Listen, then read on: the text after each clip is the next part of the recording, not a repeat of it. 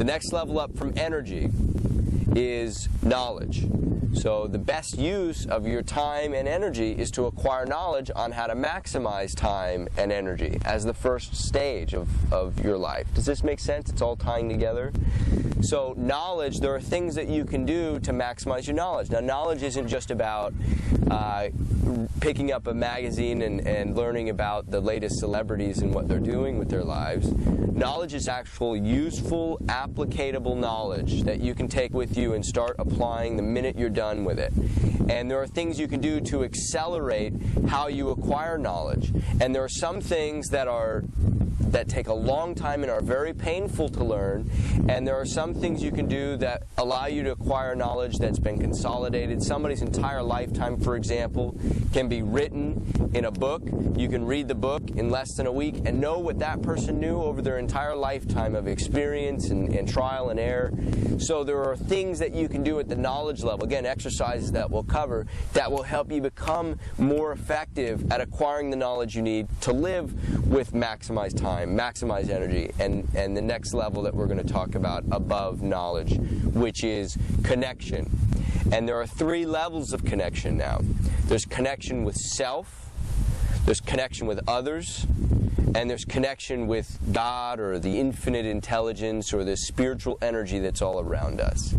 And if you take time and energy and you learn how to connect with these aspects of life, yourself, others, and this spiritual energy that you might call God, you'll notice a whole new dimension of life unfolding around you, a whole new awareness, a whole new energy, and a whole new knowledge that comes in from a different source. Not books, not TV, not magazines. It comes in from a whole different source, and it gives you a different perspective. So, can you see how this is changing things? It'll change your garden. It'll change your map. Your life vessel becomes more empowered.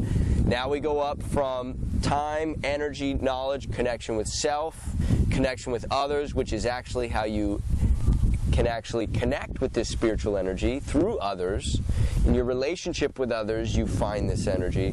Now you're going to the next level, which is probably the one that you started working on first before all these others that we talked about, which is money. Because in this money-enabled world, in order to be empowered to do what we seek to do with our lives, it requires that we have some capital. Capital allows us to maximize our life. It allows us to maximize our time, our energy, our knowledge. We can buy seminars, we can buy coaching, it empowers us. And so it's obvious that money has been something that we can physically see, and so we feel like we physically want the most. And you'll see most people going for it, and that only drives the value more. Well, if everybody's going for it, it must be good, and therefore I'm going to go for it, and I'm going to be driven more to have that. It's in demand. It's the social psychology that we all fall into. Money is the end-all. It's not. There are things that you can do, in fact, that will help you maximize your ability to attain money by maximizing these other levels before you go for the money. Because I can tell you, if you're not maximizing your time efficiently, or you have low energy, and you're not taking the time to learn new things every day that will help you acquire more money, or you're not the type of person who's really gotten to know themselves so they can present effectively, or haven't gotten the time to know how to present to others effectively, then your ability to earn is going to be greatly handicapped. It's no secret. Look around. Some of the most wealthy individuals in life are those that are most effective in life in other areas besides just making money. Now, it's not true in all cases, but the people that have the easiest time are those that have learned how to master their life in more areas than just money. And maybe subconsciously, they learn to master these other areas in their pursuit of money, but in the end, they still had to master these other areas or get very good at them in order to achieve high levels of success monetarily. And so beyond money now, we go to what all of these resources finally consolidate into, and that's power. The ability to influence, the ability to do. And that can be an open-ended sort of thing, which means if you aren't morally or spiritually guided, then you can go out and become a very dangerous person by mastering all the things that we're talking about right now. So connecting with self and connecting with others and connecting with the spiritual energy is a very important thing before you have all this power and you might go and abuse it. And I'm sure you can think of countless examples in history of people who have mastered themselves, maybe in just one area, just amazing. Take Hitler, for example. Amazing presenter. Obviously very centered in himself as he presented and could communicate effectively.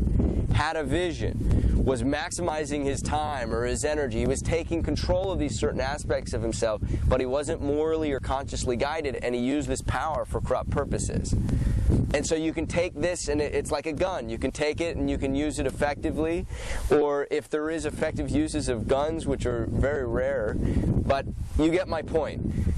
You can take this, it's a powerful weapon, you can use it for good or you can use it for evil. And so now, this is all centered so far, what we've talked about, internally. You've built yourself up internally, from the garden to your map and your perspective of life, which constantly shifts in every moment, and you should be aware of it. And your life vessel, making the distinctions. Should I work on this physical side of myself? Should I work on this mental side of myself? Should I work on the spiritual side of myself, depending on where I'm at right now? Your life pyramid. What area am I weak in? Are you thinking about these things? And ultimately, if you're working on these things every day, you're going to have power and more power as it snowballs. But now, that's all been internal. You can believe and hope and do all these things internally, but if you're out of touch with reality as it really is, the universal laws and self-evident truths that govern life, you could be just chained up and not even realize it, and just, trying to run and feeling like you're not getting anywhere.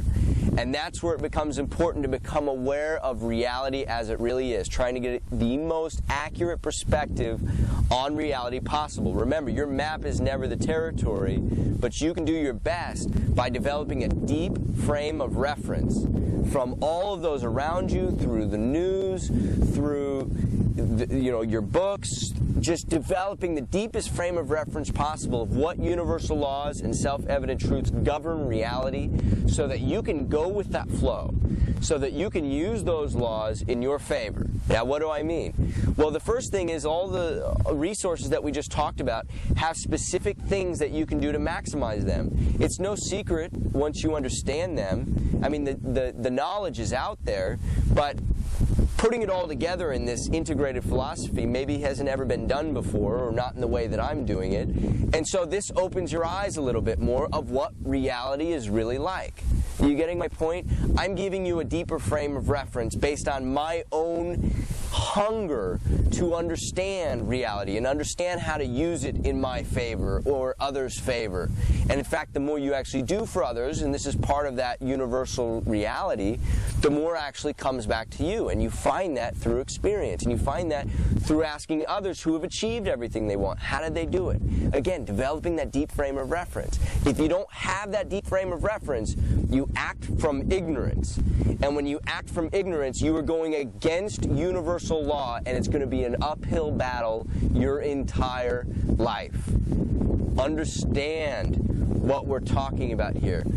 Just reaching out with your awareness and doing all that you can to keep developing your frame of reference is probably one of the most powerful things you can do to act in an empowering way, to reach your full potential. Now, this is the basic outline of the Full Potential program. I have specific exercises for each and every area that you can do. I will be covering those on a regular basis as we do this Full Potential show, and little spurts here and there to give your awareness something to feed on through the day.